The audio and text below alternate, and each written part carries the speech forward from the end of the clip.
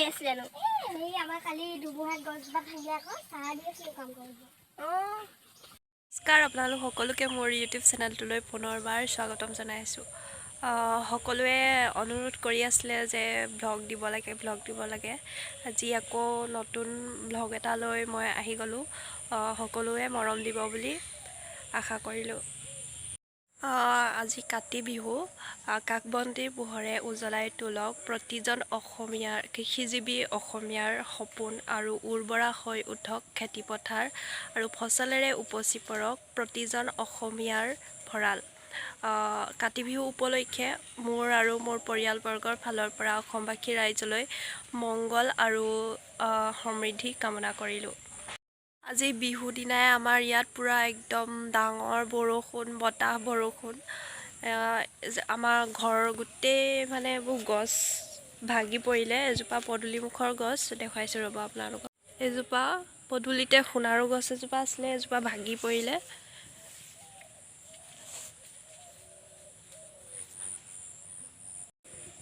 এইটো অৱস্থা হৈ আছে। বাকী গোটেই বোকা আৰু এইফালে মায়ে মৃতকক দিবৰ কাৰণে এইবোৰ যোগাৰ কৰিছে আৰু এইফালে কোমোৰা কাটি আছে।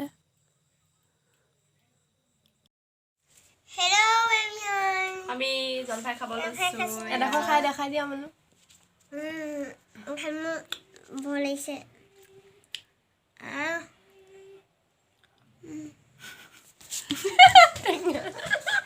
হ'ব কাইতে। আপোনালোকে যে বিহু প্ৰসাদ উলিয়াব মানে যিহে দিগদাৰ হৈ আছে, অকল চাকিকে জ্বলাব চাগে আজি। আপোনালোকৰ? আমাৰো জানো উলিয়াও নে নুলিয়াও, সন্ধিয়াহে গম পাম। সিহঁতৰ গছজোপা ভাগিলে। হেৰি কৰি দিয়ক।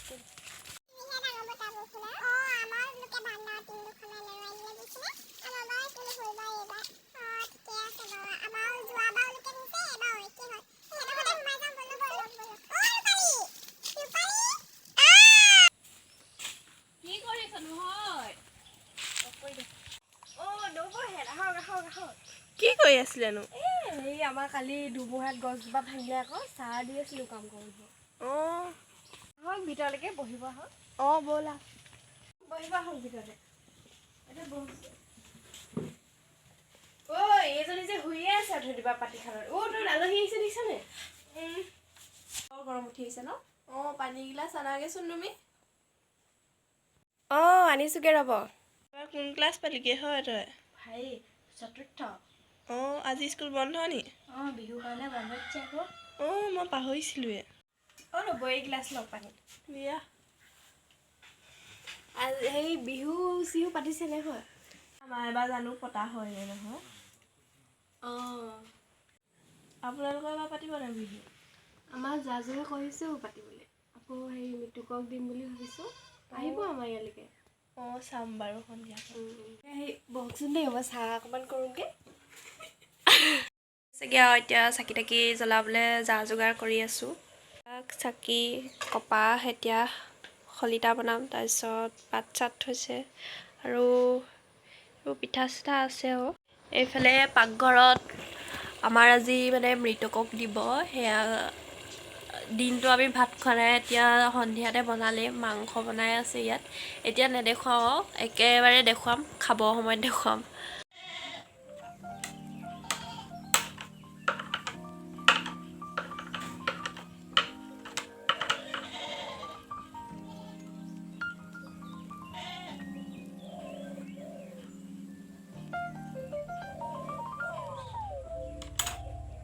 শলিতা বনাই হৈ গ'ল। এইখন কালি আমি ফটো মাৰিবলৈ নিছিলোঁ, হ'লে এইকেইডাল বনাই থোৱা আছিলে।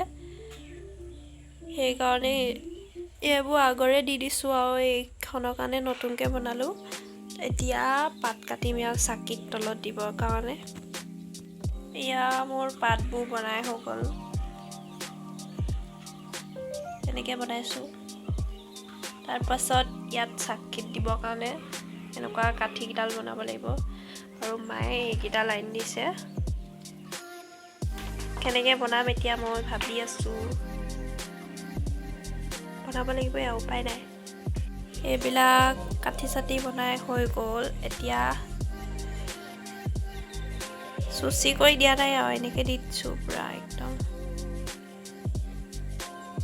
যেতিয়া লগাব হ'ব তেতিয়া তেল চেল দি নিম আৰু। এতিয়া মায়ে পদূলি সাৰিব কৈছে, পদূলিটো সাৰি লওঁগৈ।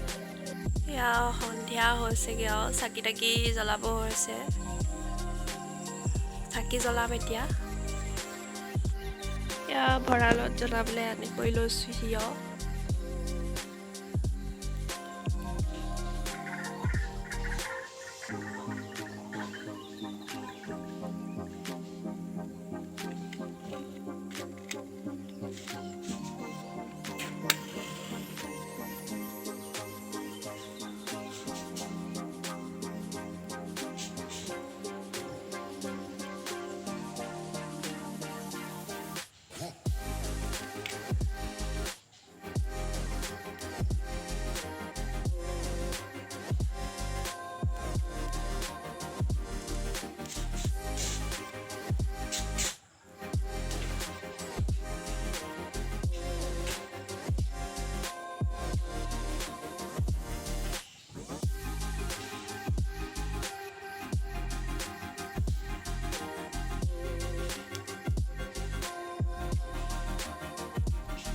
মোৰ চাকি তাকি জ্বলাই হৈ গ'ল। এতিয়া পদূলিত জ্বলালোঁ, তুলসী তলতে জ্বলালোঁ। এইফালে ভিতৰত এগছ জ্বলাই দিছোঁ ফটোখনৰ ওচৰত।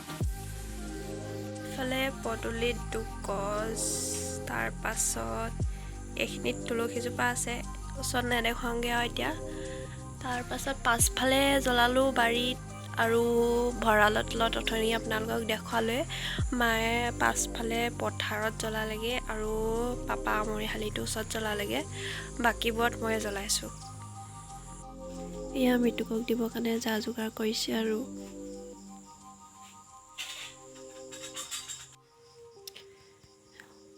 মজিয়াখন পানী ছটিয়াই লৈছে আৰু মায়ে ৰহি এগিলাচ উলিয়াব নে উলিয়াইছে আৰু।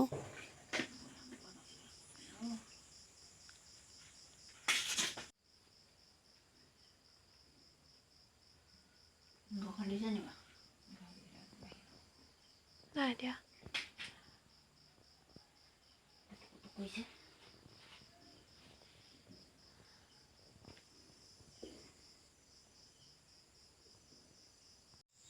এয়া জলকীয়া মাংস ভাজি আৰু এইফালে কোমোৰা জোল কৰে। আমাৰ তেনেকৈ বনায় আৰু দুবিধে বনায়।